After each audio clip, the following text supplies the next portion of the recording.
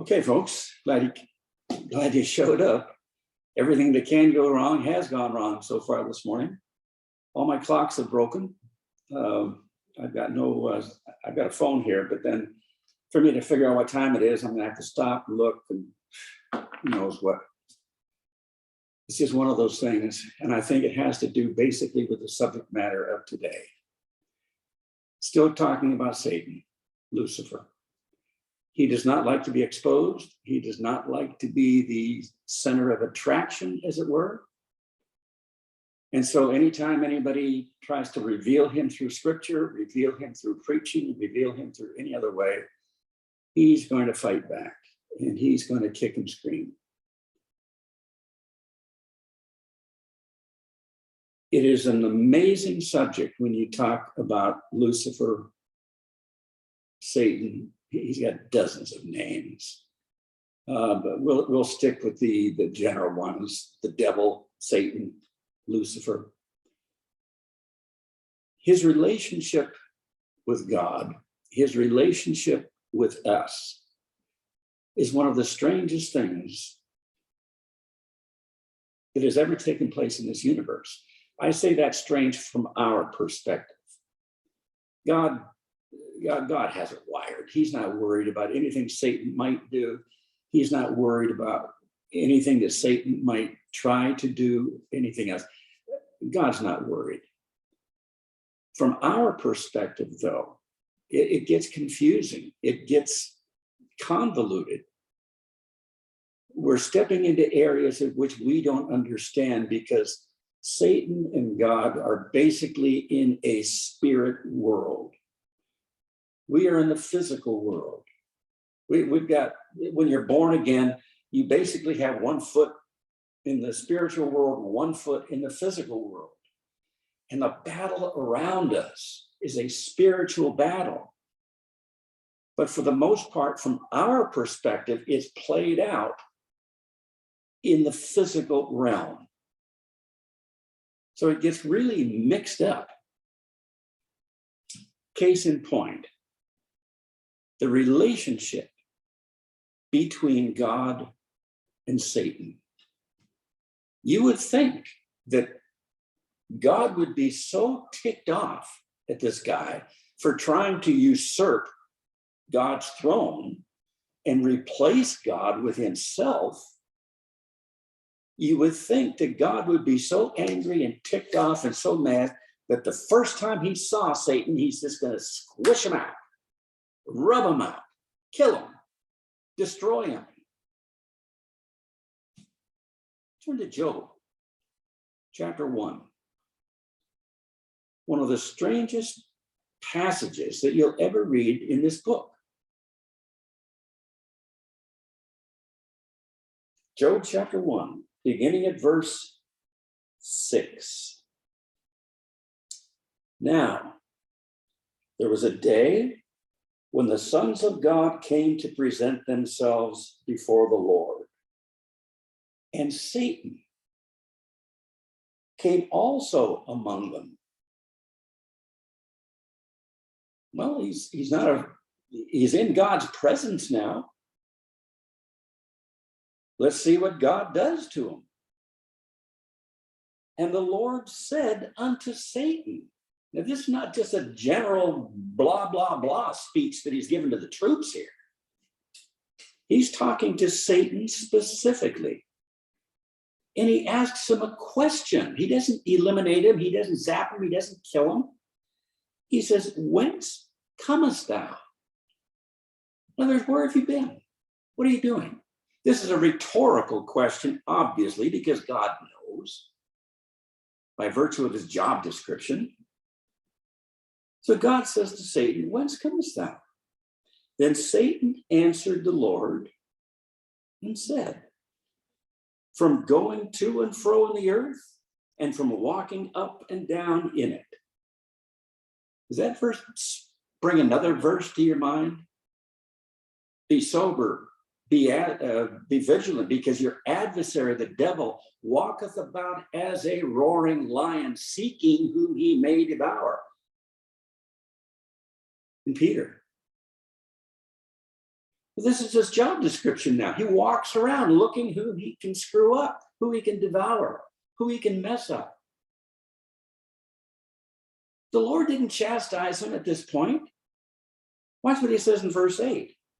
And the Lord said unto Satan. Again, it's a cordial dialogue here. The Lord said unto Satan, hast thou considered my servant Job? Now we're getting on real shaky ground here. Good grief.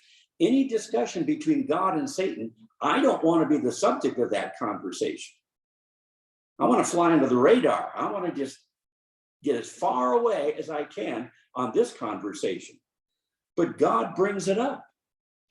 Have you considered my servant Job? There is none like him in the earth. Perfect and an upright man, one that feareth God and escheweth evil.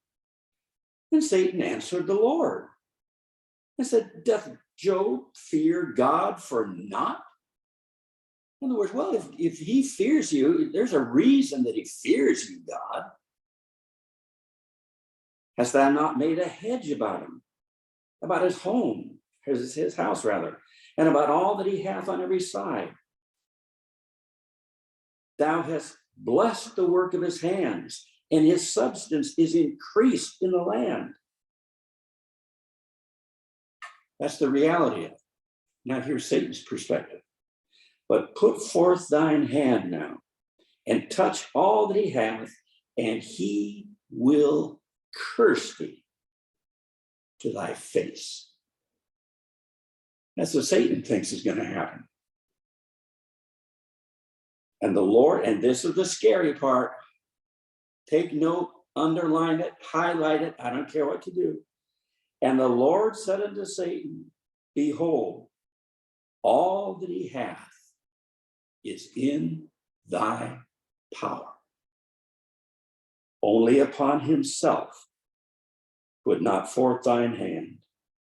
So Satan went forth from the presence of the Lord. That verse should shake you to your bootstraps. That verse explains probably 99% of all the problems that you've gone through, are going through, or will go through in your life. And the Lord said unto Satan, behold, all that he hath is in thy power. Boy, has he exposed Job. He's let Satan loose to do anything he wants to them outside of killing him, touching his body. Well, you remember the story. Job loses all of his flocks, his herds, his cattle, his sheep, camels, everything else. He loses his kids. We're talking big stuff here. We're not talking a little discomfort of, oh, I don't feel good, or gee whiz, I'm in a lousy mood, or oh, I don't know, how come I feel so uncertain? No. This is big time stuff here. God is touching his wealth, or Satan is touching his wealth. It's touching his security. He's touching his well-being, his 401ks, his security plan, his retirement plan. Everything is fair game here.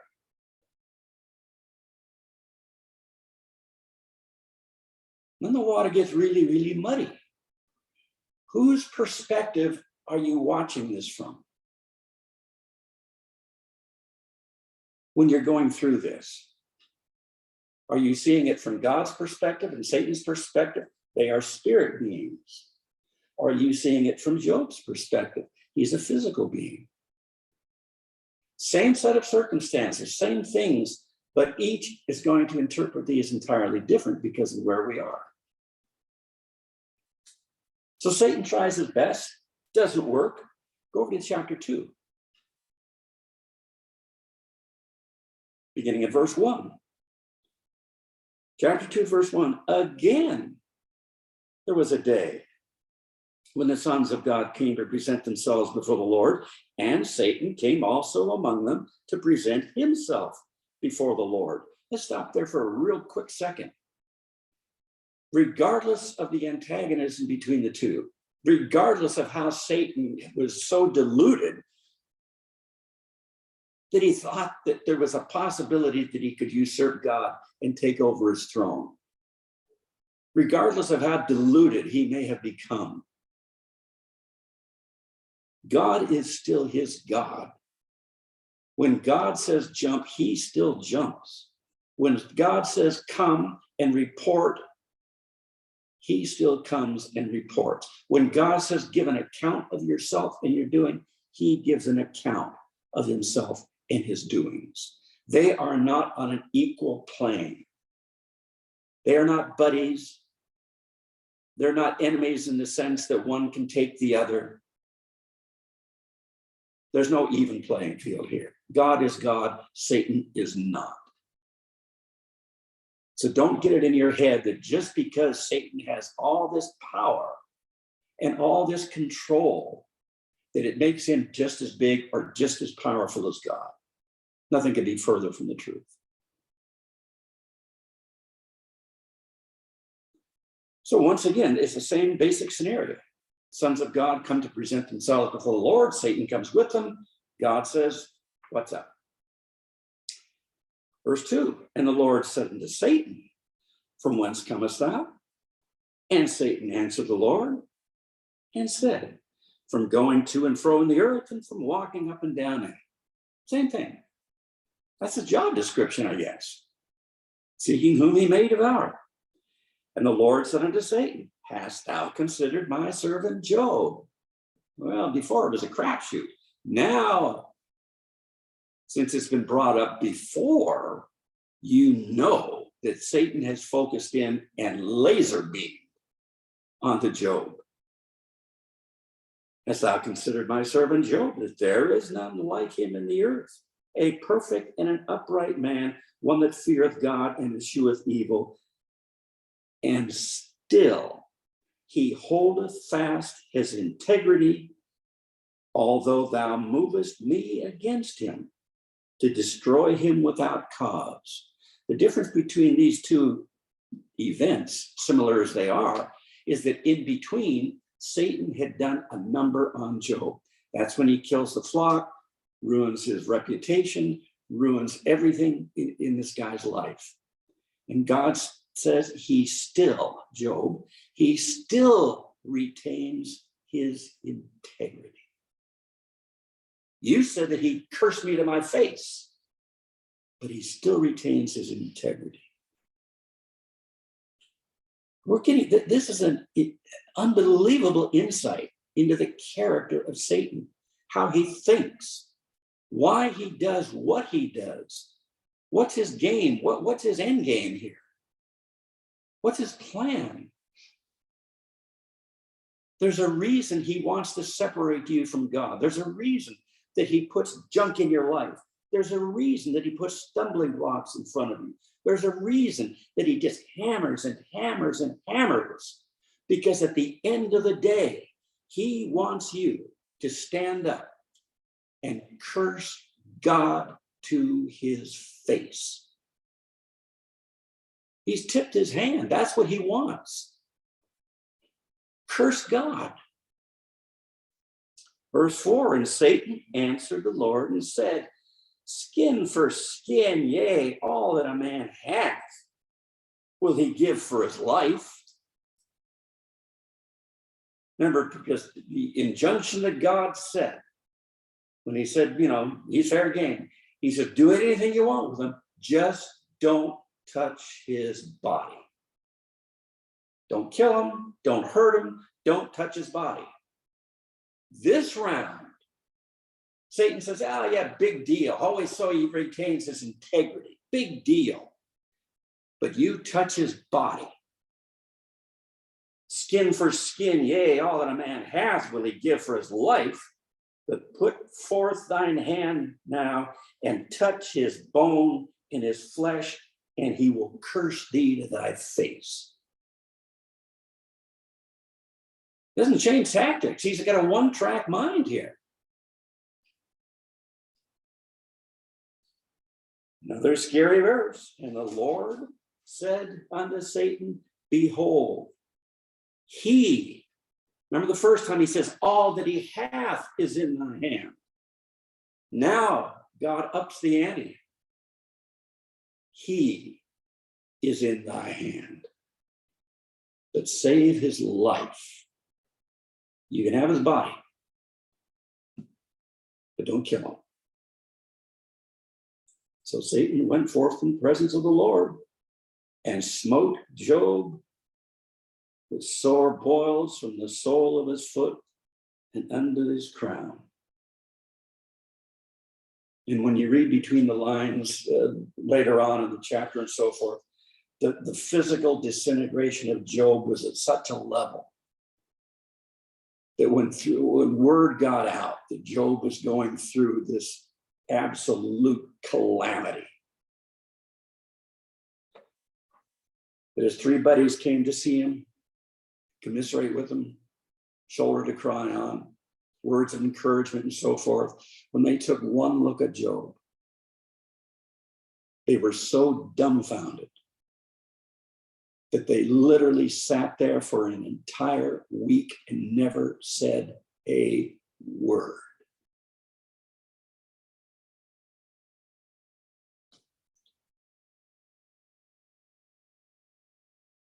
So in this installment of talking about Satan and stuff, we're looking at the sources of evil. We're going to look at free will, God's will, our will. We're looking at things like cause and effect because they're all integrated. They're all in one hand here. How do moral decisions affect us from a physical standpoint?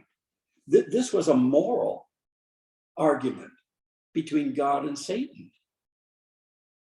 God brings it up. He initiates it. He says, have you considered my servant Job? Job's sitting there minding his own business. He's not raising his hand saying, oh, guys, here I am. Hammer me. He's completely, totally oblivious to this conversation between God and Satan. So God initiates it. He brings it up. Have you considered my servant Job? Satan says, well, yeah, I've considered him, but I can't get to him. You put a hedge about him. You've protected everything that he's got and so forth. Take the hedge down. Let me at him.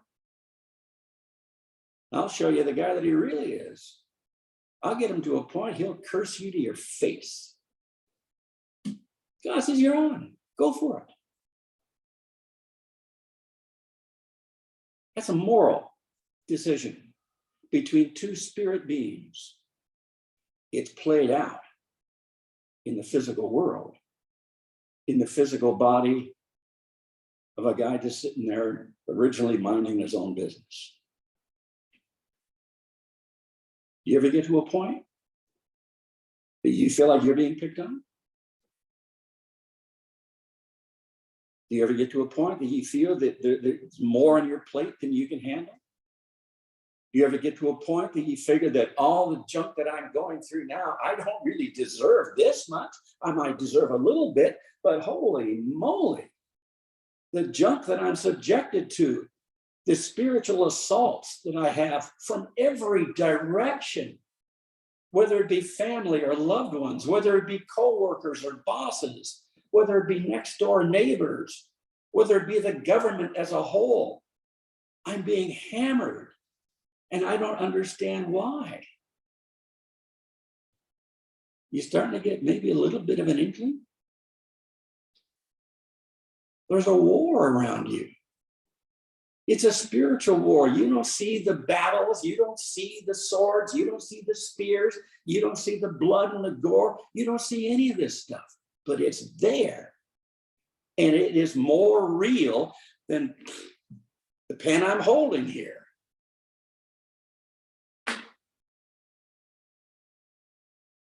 Moral decisions have physical consequences. Case in point, Adam and Eve. God gave them one rule. One rule. Don't eat the tree which is in the midst of the garden, the tree of the knowledge of good and evil. Don't eat it. That was it. A gazillion other trees. Trees for beauty, trees for aroma, trees for food, trees for healing, trees, whatever it happened to be. There's a gazillion trees out there. He said, no, just keep away from the one. Don't eat it. Satan picked up on that one. Have you considered my servant Job? Duh, yeah. Have you considered Adam and Eve? Duh, yeah. And he knew right where to hit.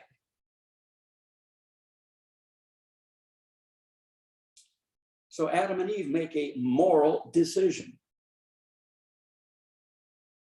God says, don't do it. They say, I'm going to do it. And they did it. A moral decision.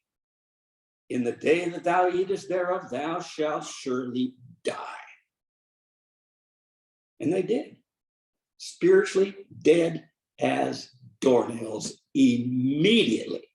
As soon as that fruit touched that lip, that was it. They died spiritually. Body still kicked on for another 950 some years. Soul kept going for another 950 some years. And then it transitioned into someplace else. But the spirit was dead as a doornail. That's a physical consequence of a moral decision.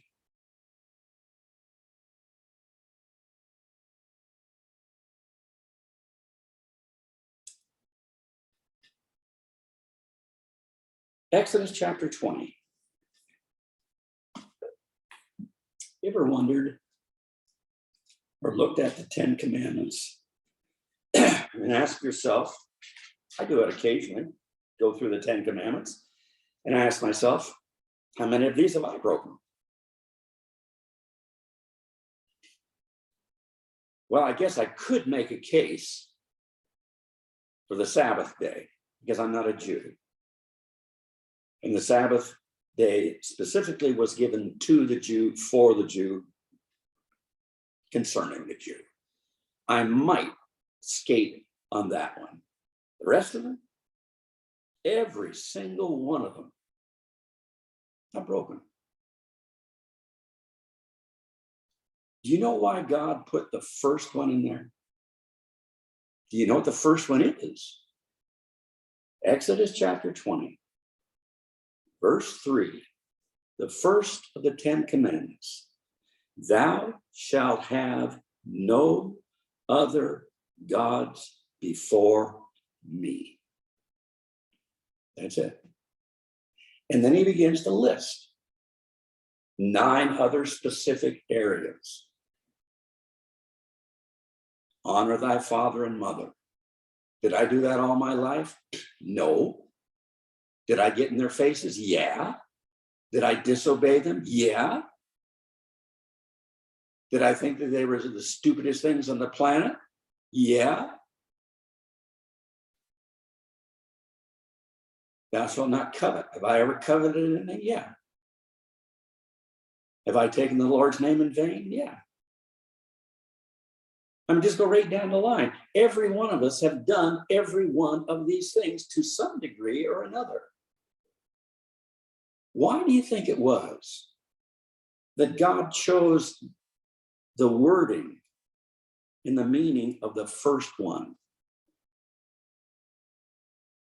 We look at some of these things and we love to do these things. Thou shalt not steal. I used to steal all the time. And stealing doesn't have to necessarily be relegated to just simply objects or things or money. You can steal time. You can steal reputations. You can steal a lot of things that doesn't come under the immediate category of stealing, like I'm going to swipe this or swipe that or steal this. A lot of ways you can steal. Thou shalt not bear false witness. You ever lied? Yeah, I've lied. I used to be a really good liar. Do I take pride in that? Well, I did at the time because it kept me out of trouble to some degree.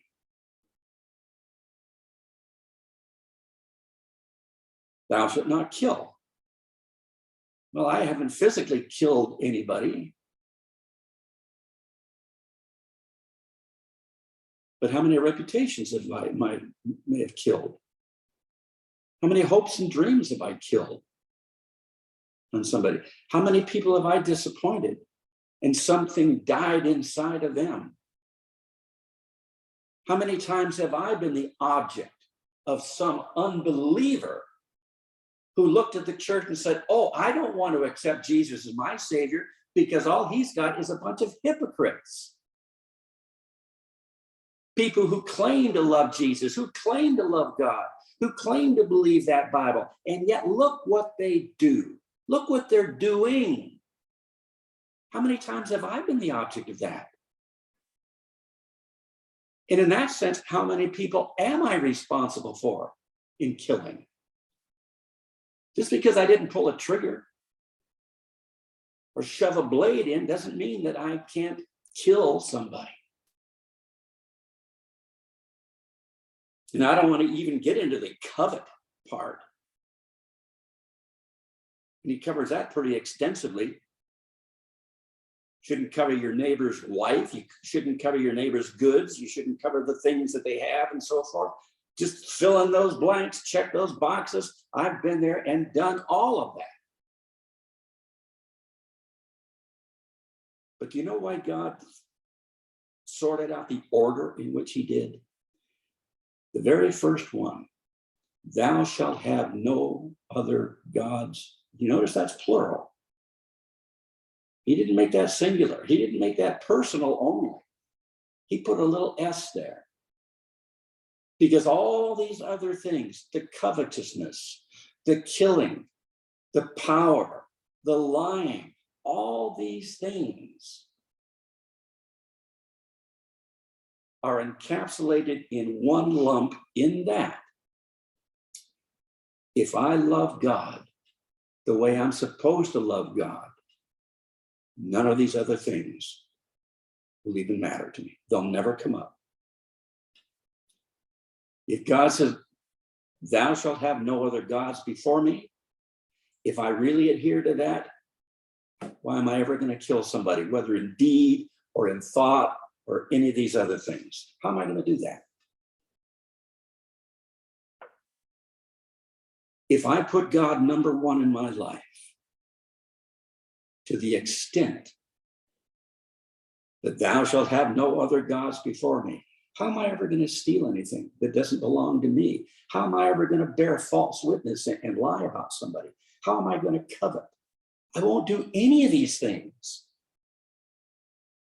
If I were to be able to take care of number one, thou shalt have no other gods before me, I don't have to worry about the other nine. But we can't keep number one. And God gave us the other nine just to reinforce that thought, just to corroborate the fact. You didn't do it, you blew it, gave you another chance, blew it again, so on and so forth.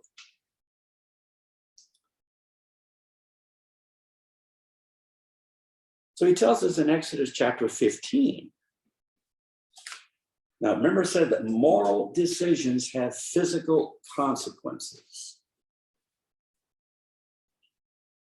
Every one of us can attest to that. You might not put two and two together that way and come up with that same answer, but you take a lifetime of eating wrong, and then you get to be my age, now you pay the price. You know, I'm 15, 16 years old, and I'm eating the way I was eating. Didn't bother me. I'm bulletproof at that point still. I'm not bulletproof now. Now, 79 years of too much sugar, too much fat, too much cholesterol, too much of this. Now I am paying the price. Be not deceived. God is not mocked. Whatsoever a man soweth, that shall he also reap. There are a lot of people who don't go down that road in a bad fashion. They eat right, they exercise right, they take care of their bodies. So they get to be 79, 80, 85 years old. They're clicking along really good. More power to them. I wish I had been that smart, but I wasn't.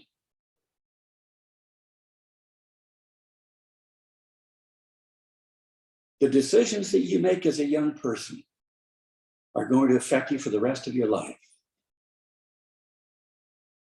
Did you go too far when you saw that girl? Did one step lead to another, and before you knew it, you were so far in that you just couldn't stop? And something happened that shouldn't have happened? How long did it take you to regret that decision? 30 seconds? A year? 5 years? How did that affect, if you were married and had kids, let's say, how did that affect your life? How did that affect your marriage? What repercussions and domino effect did that have on your kids? And by extension, your grandkids? All moral decisions have physical results and consequences. And that's one of the hardest things for young people to understand. They live for the moment. They live for the now. They live for the me. They live for, I want this now. And they never stop to think. There's consequences to it. Too many cheeseburgers. I loved them. I still love them. But now I'm paying the price for it. Too much sugar. I love sugar. Now I'm paying the price for it.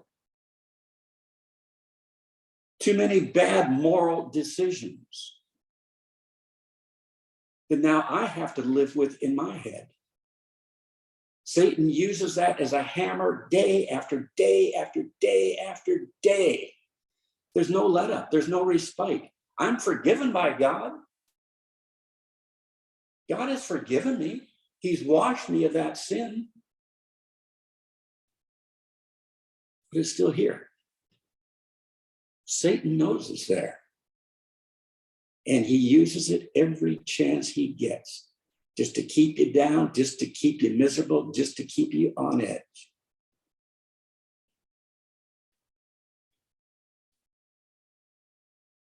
Exodus 15, verse 26. God is speaking to the children of Israel here. It says, if thou wilt diligently hearken to the voice of the Lord thy God, and will do that which is right in his sight. See how it's tied into the first commandment? Thou shalt have no other gods before me. Thou wilt hearken to the voice of the Lord thy God, and will do that which is right in his sight, and will give ear to his commandments, and keep all his statutes. That's our part. Obey, keep, refrain, whatever. That's our part. God says, God, I will put none of these diseases upon thee, which I have brought upon the Egyptians, for I am the Lord that healeth thee. Moral decisions have physical consequences. God says, you do all these bad things, I'll bring every freaking disease that the Egyptians have and put them on you.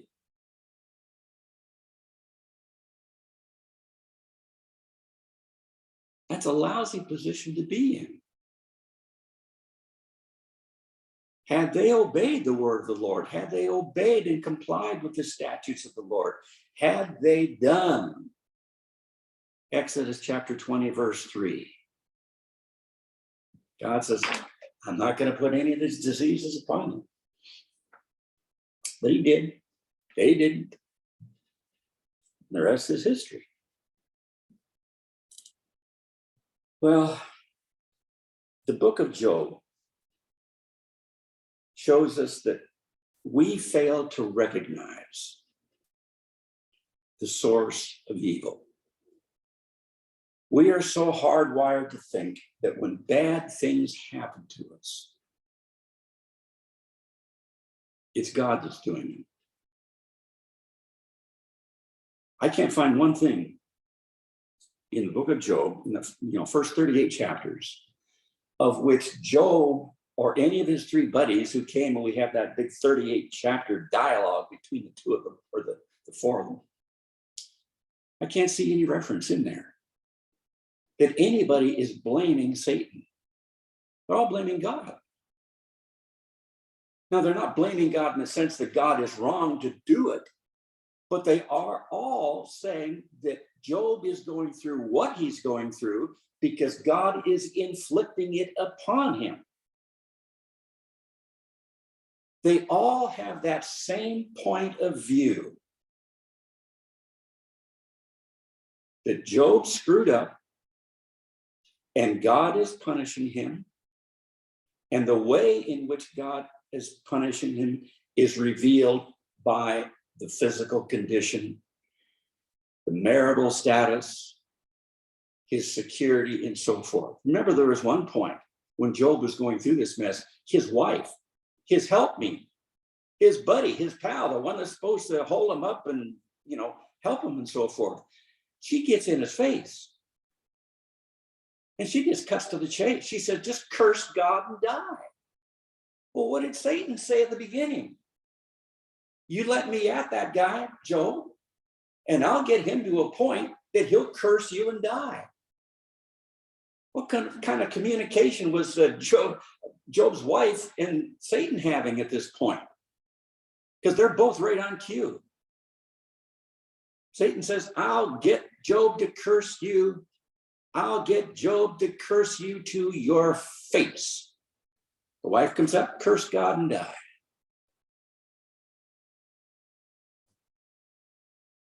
I think Job could have done without that help that day. So we misunderstand the concept of evil, the repercussions of evil, the sources of evil, how evil manifests itself. These are very, very confusing things to us because these are all spiritual matters. We don't live in the spiritual. I'm not going to leave this thing in 5 minutes and start to levitate out of the room. I'm not going to, by osmosis, find myself, at a restaurant later. Gee whiz, how did I get here? Well, I just thought myself here. No, I don't work in that realm. God does, Satan does, I don't. I'm in the here and now. That's all I can sense. That's all I can feel. That's my world.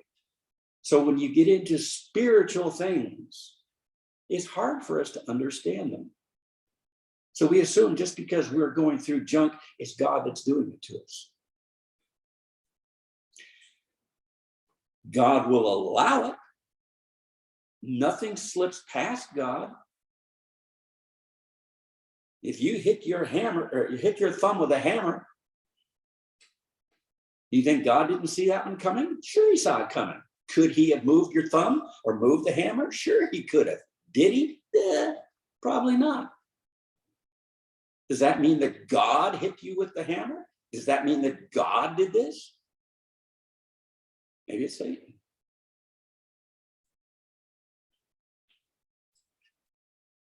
Troubles at work, troubles at home, troubles at school, troubles with relationships, troubles with your body, troubles with your mind, just troubles. Who do you think has the power to instigate that stuff? Control that stuff? God gave Satan a great big rope, a big, big leash when he allowed him to go after Job. Satan has the same leash on you. I didn't get through 1/4 of what I had written down here today. I had 2 pages of notes. I got half of 1 page. I was going to try to wrap this whole thing up about Satan in a couple of weeks. I mean, gee whiz, well, you got Satan. He's a bad guy. He tried to take over God's throne. God shot him down. One of these days, there's going to be a war in heaven. Satan's going to get his butt handed to him. He's going to end up in the bottomless pit for 1,000 years. He's going to come up for a little bit, and then God's going to destroy him. Ooh, case closed. There, what, 30 seconds. It's over. I could have taken that approach, yet I get the stupid shiny object syndrome. Now we got to go to the origins of evil, the repercussions of evil, the repercussions of moral decisions and physical reality and so forth, because it's all tied into the same thing.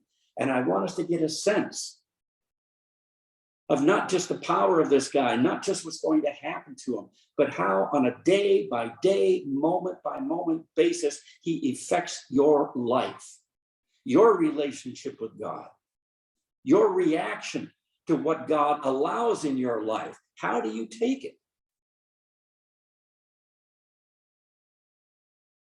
These are important things. I couldn't really give a flip less. You know, if he spends 1,000 years in the bottomless pit, he's not going to be bothering me then. As soon as the rapture hits, boom, he's not bothering me at all for the rest of eternity. But there's some of you I'm talking to today, he's going to bother for the rest of your life. And that bothering is going to spill over and affect you for an eternity. So I want to do justice to this subject. I want to cover it from multiple angles. I want to dig a little bit deeper than just the chronological effects and the chronological decline of what's going to happen to Satan. So next week, I'm going to try to finish this portion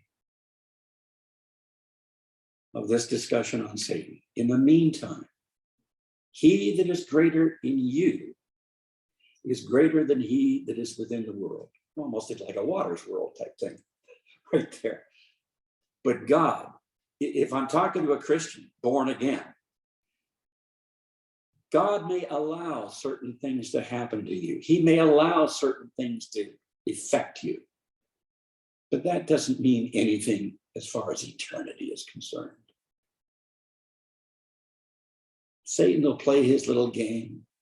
He's got his rope, his little chain, and he'll come right to the edge of that thing, and he'll bark, and he'll growl, and he'll snarl, and he'll slobber, and he'll do all these things. But for the Christian, he can only go so far and no further. God has him on a leash. So I realize this is a negative type thing, and I'm sorry to leave it on a negative note. But the best I can do is to remind you, who shall separate us from the love of Christ?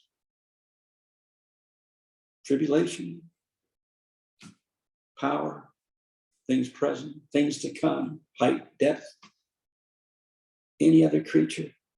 Nothing shall separate you from the love of God, which is in Christ Jesus, because he that is in you is greater than he that is within the world. Heavenly Father, I thank you that we have an end of the book that we can read. I thank you that we don't have to stop at Job chapter 1 or Job chapter 2, that we're not stuck with Exodus chapter 15 or Exodus chapter 20 only.